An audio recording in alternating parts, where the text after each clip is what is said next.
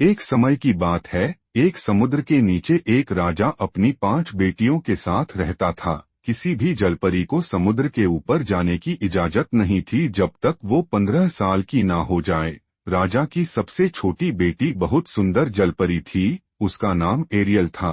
वह समुद्र के ऊपर जाना चाहती थी। आखिर एक दिन वह 15 साल की हुई। वह समुद्र के ऊपर जाती है और बहुत खुश होती है। वो समुद्र के ऊपर एक जहाज देखती है। अरे वाह, कितना बड़ा जहाज है, मुझे इसके पास जाकर देखना चाहिए। जैसे ही वो जहाज के पास जाती है वो देखती है कि जहाज के ऊपर एक सुंदर राजकुमार था। तभी वहां एक भयंकर समुद्री तूफान आता है।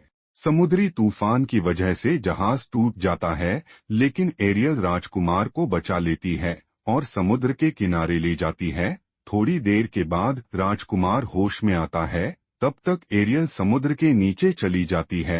राजकुमार के सैनिक राजकुमार को ढूंढते हुए किनारे आते हैं और राजकुमार को महल में ले जाते हैं। नन्ही जलपरी को राजकुमार से प्रेम हो गया था। वो रोज समुद्र के ऊपर आती और राजकुमार के आने का इंतजार करती थी, लेकिन राजकुमार नहीं आया। एरियल राजकुमार को ढूंढने के लिए धरती पर आना चाहती थी, लेकिन समुद्र से बाहर नहीं जा सकती थी। फिर उसे एक तरकीब सोची और वो समुद्री जादूगरनी के पास गई और बोली, मुझे इंसान बनना है। जादूगरनी कहती है, ठीक है, मगर इसके बदले में तुम्हें मुझे अपनी आवाज देनी होगी। जादूगरनी उसके ऊपर जादू करती है। जलपरी बेहोश हो जाती है, लेकिन जब उसे होश आता है तो वह राजकुमार के सामने होती है। राजकुमार उससे पूछता है, तुम कौन हो? लेकिन एरियल की आवाज नहीं थी, क्योंकि वो जादूगरनी ने छीन ली थी। राजकुमार एरियल को अपने महल में अपने साथ रखता, एक अच्छे दोस्त की तरह। राजकुमार ये नहीं जानता था कि एरियल ने उसकी जान बचाई थी।